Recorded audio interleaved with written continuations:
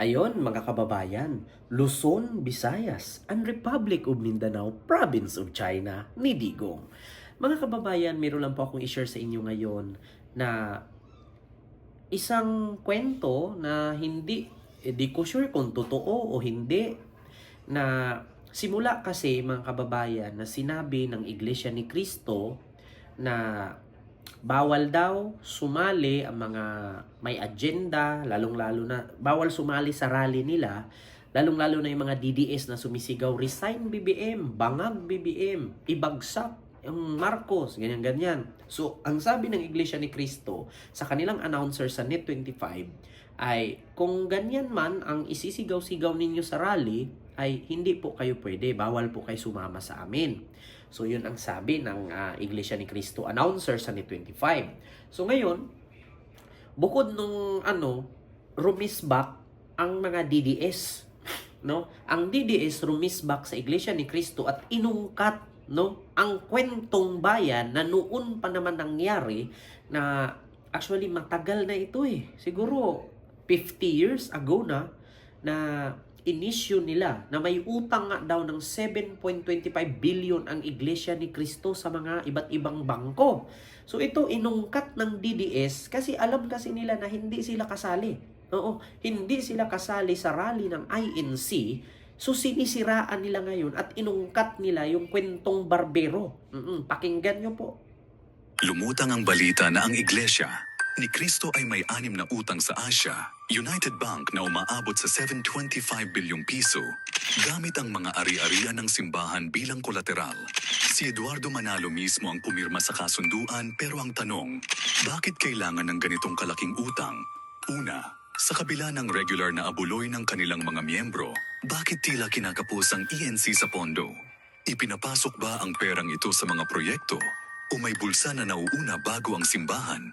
Pangalawa, pagkalugi o maling pamamahala. Malaking katanungan, kung maayos ba ang takbo ng pera sa ENC? Ang paggamit ng kayamanan ng Diyos bilang kolateral ay nagpapakita ng desperasyon. Kung tunay na banal ang layunin, bakit parang may anino ng katiwalian? Pera ng mga miyembro, utang ng simbahan, kanino ang tunay na pakinabang? So, ayun po mga kababayan, narinig at nakita niyo po na talaga namang inuungkat nila ngayon at tinitira, no? At binibira nila ngayon ang INC or Iglesia ni Cristo ng mga DDS. Hindi naman po pwede na mga BBM supporter ang bibira sa INC, na bagkus kaming mga supporter ni BBM, pabor kami sa peace rally or pangkapayapaang rally ng INC. Kasi according sa INC, nasabi nila, magrarally sila sang-ayon sa sinabi ni BBM na huwag ipa-impeach si Sara at iwasan ang impeachment na yan. So, ngayon, magrarally ang INC para sa kapayapaan. So, paano mangyari? Ang pinalabas kasi ngayon ng DDS, ang mga BBM vloggers daw at BBM supporter, mga loyalista daw ang umungkat. Actually, hindi po sa loyalista nang galing yan. Bakit? Marami pong loyalista na INC. Di ba? So, hindi naman po pwede na ang INC hindi susuporta sa presidente. Alangan naman doon sila susuporta kay Sara. Malamang doon sila susuporta sa presidente. Ngayon, ayaw lang nilang makisali, gusto nilang mag-rally, pero sa pangkapayapaan. Ngunit, sabi nga ng INC, hindi po pwedeng sumali doon yung may mga agenda na sumisigaw, bumaba BBM, resign BBM. Pinagbawal nila at sabi ng INC, sa sunod na lang kayong araw mag-rally. Maggawa kayo ng sarili ninyong rally. So ngayon, uminit ang tainga ng mga bubong DDS na supporter ni Digong, no, at ni Sara at mga miyembro ni Kibuloy na gustong sumanib sa INC at sabihin, magpapapicture at sabihin kagrupo nila marami sila. Kasi kahit saan mo hanapin sa lupalop sa mundo, hindi po umaabot ng 7 million ang miyembro ng KOGC. Magpaputol ako ng ulo kung umabot ng 7 million ang miyembro ng KOGC. Oo. Kasi yan ang purpose ng mga KOGC member para sabihin na marami sila na nakasuporta kay Kibuloy, magpicture sila ngayon sa rally ng INC at sabihin nila grupo nila yun. Oo. Ngayon, pinagbawalan sila, ito na ang ginawa nila. Inungkat nila ang kwentong bayan na may utang daw ang Iglesia ni Cristo ng 7.25 billion sa Asia, no? Ang tawag doon, Asia United Bank ba 'yan ang tawag?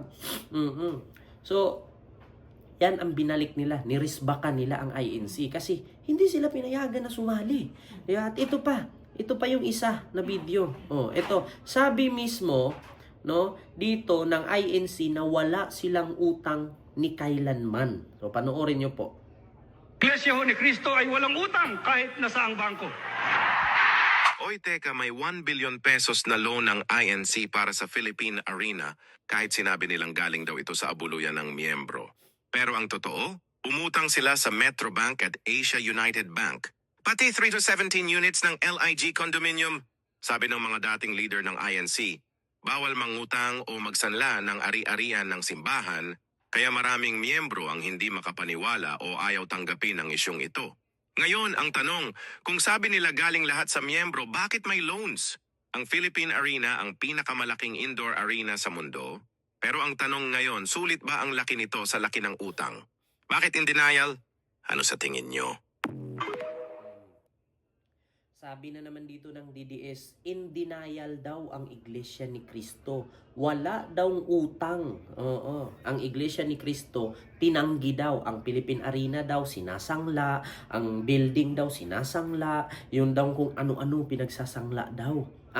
Pinagluloan sa bangko, ginawang kolateral.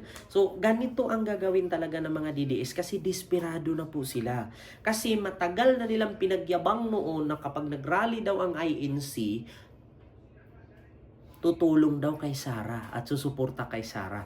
Ending ngayon, hindi pinasali ang mga supporter ni Sara na bugok, na mga tanga, na mga inutil, na mga hampas lupang pangit ang pamilya. Diba? Hindi pinasali ng INC. Anong sabi ng INC? Ay, kung meron po kayo mga agenda at pupunta kayo sa rally at sisigaw-sigaw kayo doon na ibagsak, resign BBM bangag, BBM adik, bawal po kayo. So, mag-schedule na lang po kayo ng sarili ninyong rally. Hindi naman po pwede mga loyalista ang sasabihan ng INC doon na BBM resign. So, ibig sabihin, mga DDS. Kasi DDS lang naman ang sumisigaw ng BBM resign. Diba? Hindi naman mga loyalista ang sumigaw ng BBM resign. Ang sigaw ng loyalista, abyag, apo, BBM. Diba? Yun ang sigaw ng loyalista. Abyag, apo, BBM.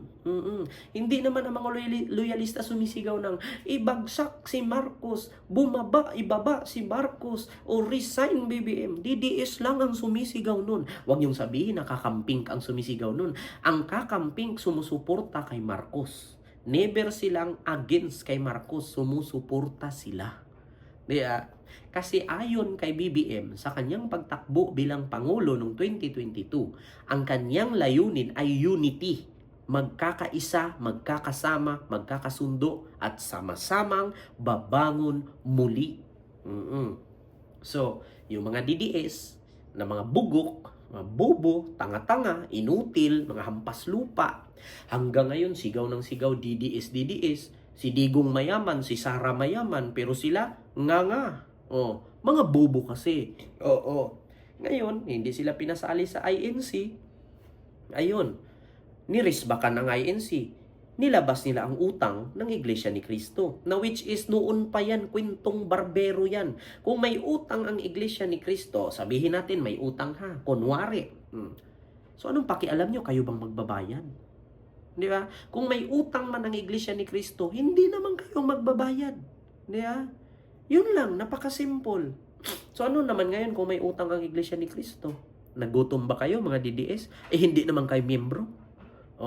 So yun lang, yung aking reaction vlog ngayon. Mga kababayan, Luzon, Visayas, and Republic of Mindanao, Province of China, ni Digong. Maraming salamat. God first.